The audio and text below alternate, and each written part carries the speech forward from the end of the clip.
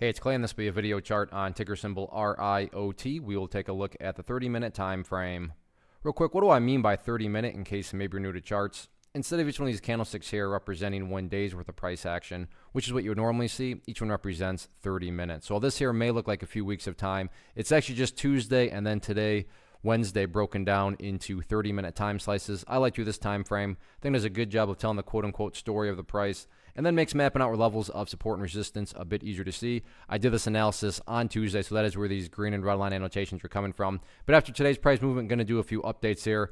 Really just house cleaning at first, just get rid of these lines. Sure, those lines still do pertain to the chart, but from a presentation standpoint, I don't want to risk causing confusion because there's clutter all over the place with lines. So let's try to keep this as clean as possible. The first update, though, that does need to be made comes about based on a foundational rule in charting, which states when levels of resistance are broken and closed above, you want to see them act as support. So for those of you that did watch the video from Tuesday, hopefully remember me talking about right here at the 355-ish area as resistance. And now that the price has gotten up above it, I mean, you could literally throw this right into a textbook if you wanted to as far as, this playing out. But price got back above it, you would want to see it act as support, and then several times throughout the course of the day, it did indeed act as support. So ideally speaking, if the price can stay up above 355, that would definitely be the best case scenario. With that being said, don't get me wrong, I'm not saying that if the price falls below 355, that implies the entire chart's destroyed or anything like that, because stepping back, as I talked about on Tuesday, it's still all about that purple line there, assuming you care about the big picture of things. That is the 50-period simple moving average.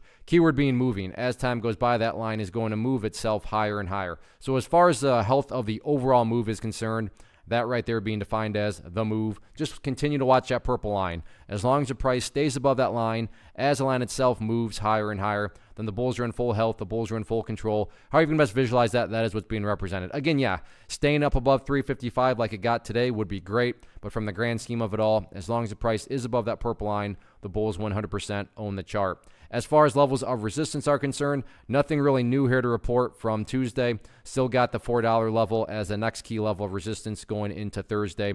If the price can push through there, then yeah, you got the next one right up around $4.20.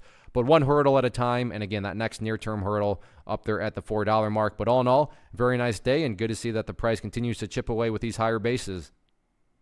One of the biggest questions I get is, hey Clay, how do you find the stocks that you trade? So what I've done is put together a free resource guide where I talk about the tools that I use to locate stocks that I find interesting and think may have potential. So if that sounds like something that could add value to you as a trader, then click on the image that is up on the screen right now and I will email you the guide. The guide itself is very short and to the point, and best part, it's completely free.